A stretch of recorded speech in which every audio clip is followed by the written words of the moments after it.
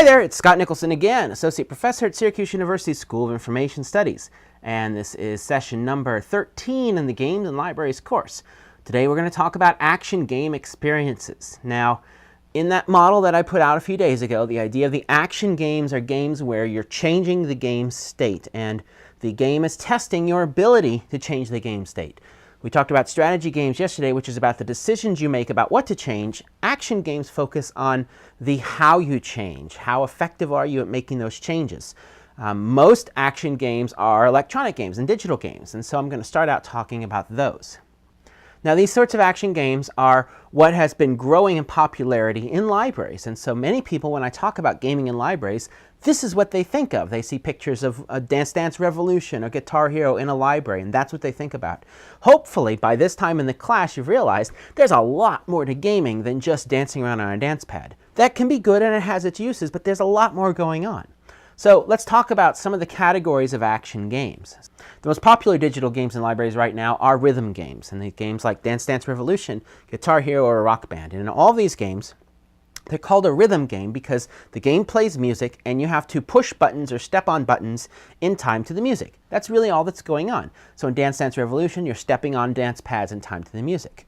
Let me briefly talk about DDR in your library. There's going to be two choices you're going to have to make. You can get soft pads or hard pads. So soft pads are less expensive. You can get nice soft pads for about $100. There's cheap ones that come with the game, but you can upgrade a little bit. With soft pads, people do need to take off their shoes to play the game, but they're much easier to store and much lighter.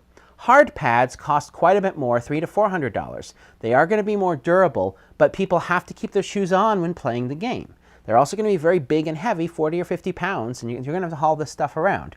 Another thing I learned from our game lab is that if you're using the hard dance pads, you want to monitor that people don't get onto them with high heels, because what it will do is it will leave little dents, little impressions all over the pad. So we learned that one the hard way. Another popular line is the Rock Band and Guitar Hero lines. Now, it used to be Guitar Hero was just guitars, but the newer Guitar Heroes have added other instruments. Rock Band has always been a big group, a big band. So look at the music lists, decide what music might work best for your library setting. I'm really excited about the new Beatles Rock Band that's coming up. I think that's got really potential to bring together different generations to play together on this sort of game. Now, another popular type of game in libraries are fighting games. And most fighting games are fairly gruesome, lots of blood and things like that. But Super Smash Bros. Brawl for the Wii, or Super Smash Bros. For the GameCube, is a fighting game that doesn't have a lot of gore. It doesn't have any gore. It's actually cartoony. You've got cartoon characters, Mario and Pokemon, fighting each other. So it's a reasonable selection for that type of game. Racing games can be very popular in libraries. Mario Kart is the most popular one. Now, with the new Mario Kart for the Wii, you've got a choice. You can either hold the Wii remote like this, or you can get a plastic wheel and then actually spin this plastic wheel in the air. They both work about the same. The plastic wheel gives you a nicer feel, however, but it adds to what you're going to have to invest in the library for one game. You can have 4 people gathered around that console playing that game together, which is nice. Many of the other racing games that are out there only allow a single player to sit at a screen and play. So you want to look for a game that has the split screen ability, the ability to have 4 people playing at once. Now, first-person shooter games are very popular action games, and again, these are games where you're running around a world with a gun shooting each other. They're very popular. Halo is by far the most popular first-person shooter right now. The problem is it's a mature-rated game, and so if you're going to run this program for younger folks, you may have to get parents to sign a permission slip. It's up to you and your library as to how you deal with that. Now, there are some first-person shooter games that don't have as much blood and gore. Call of Duty, some of the versions of that allow you to turn off much of the blood and gore. But you've got to decide what's appropriate for you to use in your library and then make decisions. Halo will bring a lot of folks in, and folks in academic libraries have been using Halo very successfully. But if you're in a public library, you're going to have to decide what you want to do about Halo because it's a popular game, but it's a mature-rated game.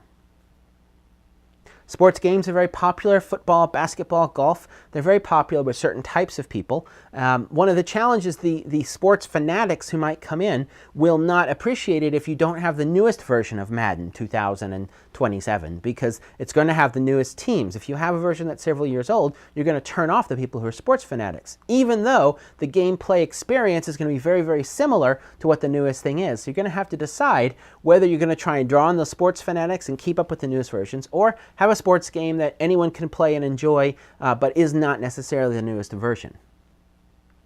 A combination racing shooting game that's available on the PlayStation download is called Calling All Cars, and it can take up to 4 people playing on the same screen in split screen, and you're chasing bad guys and trying to send them to jail. It doesn't have blood or gore or any of that stuff, so it's an appropriate choice for the library. There are some action role-playing games that might work. An excellent series is the Lord of the Rings series. Now, these are not so much role-playing games, more as you're running around with one character in a world beating up bad guys. In the Lord of the Rings series and some other similar role-playing games, you have the ability to team up, where you can have 2, 3, or 4 people all playing together. A very simplified version of this type of game is called Castle Crashers. It's available on the Xbox Live, and it's really crazy fun for 2, 3, or 4 people. Now, another category of games are retro games. Now, these are games like the old Pac-Man or Gauntlet. Things that people have enjoyed in the past. You can buy packs of retro games for not much money that will play on the consoles. So you can bring people together to play some of these old games. And that's going to be a great program to draw in adults who played these games as a kid and look forward to a chance to playing them again. There's also some modern retro-style games. One of my favorite is on Xbox 360. It's a downloadable game called Geometry Wars Retro Evolved 2. That'll take up to 4 players, playing kind of like that old game Asteroids, where you're flying a spaceship around, blowing up bad guys. But it's more fast-paced, it's got action, it's an exciting game, it's got little short rounds, and I really enjoy this game for a casual gaming experience. Let me address the Wii. Now, Wii games fall between action and social games, and especially the games where you're waving the Wiimote around. And here's why. The waving of the Wiimote is not that accurate, and so people who are real gamers get frustrated trying to accurately control the Wii. So in this case, it's more of a social game and less of an action game. Something like Wii Tennis, for example. You wave your tennis racket and it kind of sort of hits the ball, but it's more of that social experience. Wii Sports are very popular action games. We've got Wii Tennis, which works well. Wii Bowling works well. Wii Golf doesn't work so well just because it takes so long to play. So if you're going to do Wii Golf, you've set some rules that say you're going to play 3 holes or something like that. Wii Boxing is absolutely ridiculous as you're just flailing your arms around. But there's other Wii games that are wacky party game style games. WarioWare is a very common one where there's lots and lots of mini games where you may have 3 seconds to figure out what to do and do it before you die. There's a pretty steep learning curve on this type of game though, so it can be frustrating to put out an open play environment. Another line of these wacky party games are based off the old Rayman character. He has these rabbits that are running around, and in these sorts of games you're doing a variety of party game type activities. So I've run through a lot of categories there. You've got to decide based upon the interests of your patrons if you're going to have an action game experience, whether you want rhythm, whether you want sports, whether you want a shooter, or some role-playing game, or a retro game, or a driving game. Each one's going to give a different flavor. The games have different round lengths, so you may have people, you have to decide on a game based upon how quickly someone can have an experience. I look for games which you can play split screen, so you can have people playing together on the same screen. Although if you have multiple Xboxes, then that opens up the number of games that you could have where each people can be sitting at their own screen. That also provides an experience that the people can't get at home. And that's one thing to think about with these sort of action games. It can be great to put it on a big projector with sound and perhaps narration if you're doing a tournament, because that can provide this experience that people can't get sitting in their home living rooms in front of their computers. If you want more about action games and action video games, I highly, highly recommend Eli Neuberger's book, Gamers in the Library. This book is about video game tournaments. But there's a lot of stuff in here that is appropriate for open play as well. He talks about the categories of video games that I've talked about. I use them from his book. He gives you a lot of examples. He rates some games and discusses things. He talks about how to hook these games up. And so there's a lot of good stuff in this book, Gamers in the Library. Highly recommend it. Now, there are also action games that are analog games, and there's not as many, but there are a few. Typically known as dexterity games because they're going to test your ability to manipulate the game. Now, I talked about Sorry Sliders back when I was talking about analog games, so I won't talk about that again. But there are a few others I'll bring to your attention. One of the cool ones is called Hamster Roll, and it uses a wheel like this. Each player has a set of pieces, and what you're trying to do is get rid of all of your pieces. And so you're going to put your pieces in these little areas, and the rule is that the next piece always has to go higher up on the circle than the previous person. So what happens is the wheel rolls and rolls, and as it rolls, the pieces placed earlier eventually fall out. A cheaper version of this type of game is Jenga. You probably know Jenga already. The problem with Jenga is it takes a while to set up this thing and then it collapses. This game, what's nice is it takes no time to set up. You pull it out, you put the wheel down, you're ready to go. It doesn't take all this time of setting up a tower. Another cool little dexterity game is called Rattlesnake. Now, Rattlesnake is designed for kids, and what you've got in the game are 12 of these little eggs, these snake eggs, and you've got to put them on the board, and the trick is that they're magnets. And so they attach to each other. They're very powerful magnets. And they're also oval, so they wiggle. So you have to put them on the board, but you can't let them clash into each other. Very tense little game, great for kids, although you probably don't want to eat one of these. That would not be very pleasant. Another dexterity game I'll talk about is Ville Pelete.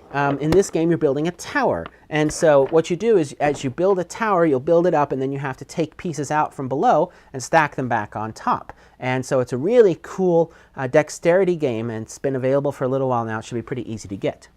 Now, Haba, H-A-B-A, is a game company that makes games in these yellow boxes, and they make kids games, and they make great kids games. If you're looking for stocking games for smaller children, look to the yellow boxes because they're going to be good games. You can pretty much just buy any of them, and you know it'll be good. This one, Tier Off Tier, and they're all going to have German names on the cover, but they'll have English as well, Animal Upon Animal.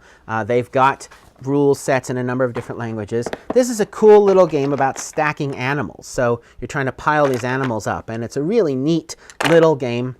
Plays from 4 to 99. I find adults enjoy this as well. These Haba games, you can get them in nicer toy stores in the US, but if you look for Haba, you can find a wide selection of nicely made wooden components, nice games for kids. Another Haba game that is completely wild is called Dancing Eggs. It comes in an egg carton, and the game gives you a bunch of rubber eggs and a wooden egg and a big die. And in the game, what you're going to do is you're going to roll this big die. It's going to tell you what to do. You may have to bounce an egg on the table and try to grab it. You may have to put an egg under your chin or something like that. And what will happen in the game is as you win eggs, you have to hang on to them. So you may have an egg under your arm and an egg under your chin, and then you still have to participate. So in order to get more eggs, you have to keep your old ones. And at the end of the game, whoever's holding the most points worth of eggs is going to win the game. There's also a cool game for children. The same company that made Hamster Roll, Zoc, does also neat wooden games. It's a game called Gulo Gulo. And if you're playing with younger kids, Gulo Gulo is a game, it's akin to Candyland. You're going to move on a track based upon the color, but the color is going to come from a little pot of eggs. And the trick is you have to reach in and take out an egg. Now, this is a cool game because little kids with little fingers can just dive right in and get an egg. Big guys or adults with their big fumbly fingers have a hard time getting out the eggs. So what's neat about this game, it's a game that adults and kids can play together. The adults can try as hard as they want to win, but the kids have a natural advantage and no fear about diving in and grabbing an egg, and the adults with fumble fingers just can't do it very well. So that's called Gulo Gulo, a really nice game if you're trying to mix adults and kids together with an action-type game experience. Another game I'll recommend is Tumblin' Dice. Tumblin' Dice is a wooden game, and what you're doing is you're rolling dice down these stairs, and the goal is to get them to stay on the stairs, and the further down you get them, the more they're worth. At the end of the round, you're going to look at your dice and the number on the top of each die and multiply that times the multiplier that's based upon how far down you got on the stairs, and that's going to be your score. Now this is Crokinole. Crokinole is a really nice looking shuffleboard type game. They're usually handmade. You get these wooden boards, and the goal of the game is to try and flick discs toward the middle of the board, like that. You're trying to get it in the middle if you can. Now, one of the interesting rules is that if the other team or other player has pieces on the board, you have to hit those pieces to stay alive. At the end of the round is when everyone's shot all their pieces, and you score based upon number of people that went into the hole, and the middle, and the next ring, and so on out. This is a really nice game you could have sitting out the library. You could check out the pieces for people to play the game. But it's called Crokinole, and it's about $300 for a nice board, but can be a really nice gift from a friend or something to draw young and old together. Now, another action game type are big games. And so, for example, there's a fellow that does miniature golf games in the library. And the idea is that they shut down the library for the evening. It's sort of a fundraiser activity. They set up a miniature golf game through the stacks. And so people play through the libraries. They're playing miniature golf, which I think is a very clever idea. That'd be a nice library program to show people a variety of resources in the library, but doing it in a very different way. Action games have the potential to draw in a lot of people into the library, but they're also one of the toughest types of games to justify in a library because they don't match up very well with the library goals. And so what you have to do before you go out and start bringing in action games, you have to think, well, how does an action game experience tie in to the goals of the gaming program? And how does that tie into the goals of the library? Now, if you're running it as a special event, the idea is you're going to draw people in with one activity and introduce them to other library services, then that can work. But if you have people who are skeptical in your community, you may struggle with justifying why do you have action games. They do build skills, things like hand-eye coordination and reflexes, but those are not skills typically developed by the library. So while they're very popular and while a lot of libraries are turning to them, you have to be very careful to understand why you're doing it. Why are you bringing in these action games? And this is where I'd focus on the social component, where I'd focus on the bringing people together, getting them to interact with each other, introducing other things in the library while they're here. For example, if you have out Dance Dance Revolution, well, you should have every dancing video and every dancing book out there available. If you're going to do Guitar Hero or Rock Band, you should have all of the music things and guitar books. If you can check out guitars, have that available. So you want to have tie-ins to these action games. But they can be a great draw, and just make sure you understand why you're using that draw to help you justify this if someone is skeptical about why you're using them. So that's enough for now about the action game experience. Again, I'll point you to Eli's book if you want to learn a lot more about different types of action games and how to run them in a tournament, how to hook up video games, things like that. It's a great resource. If there are categories I've left out or things you want to talk about, head right over here to ALA Connect and talk about what's going on. Tomorrow, we're going to talk about narrative games and the narrative game experience. So until then, bye-bye.